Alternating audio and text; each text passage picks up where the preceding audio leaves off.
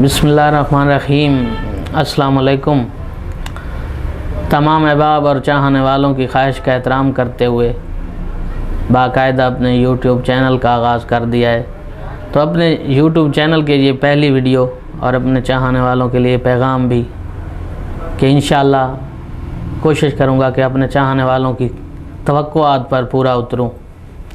और कोई भी फ़नकार हो उसका सासा उसके चाहने वाले ही होते हैं, यकीनी बात है। तो इंशाअल्लाह मैं भी कोशिश करूँगा कि वक्तन फ़वक्तन नए से नया कलाम आपकी समाअतों तक पहुँचाता रहूँ।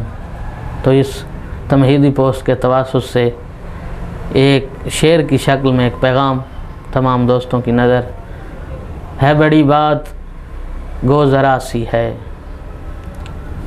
बड़ी बात गो ज़रा सी है, ये मोहब्बत खुदा शनासी है, ये मोहब्बत खुदा शनासी है। दुआओं में याद रखिएगा। और ये कहना मकसूद नहीं है कि तमाम अहबाब चैनल को सब्सक्राइब करें, लेकिन इतना कहूँगा अगर चैनल के तवासुस से आपके ज़ौक़ की तस्कीन होती रहे तो फिर अगर मुनासिब ख्याल करें तो हमारा साथ दें। और यूट्यूब चैनल का नाम याद रखिए अपने ही नाम पे, यूट्यूब चैनल काज़िम हुसैन काज़िम। वस्सलाम।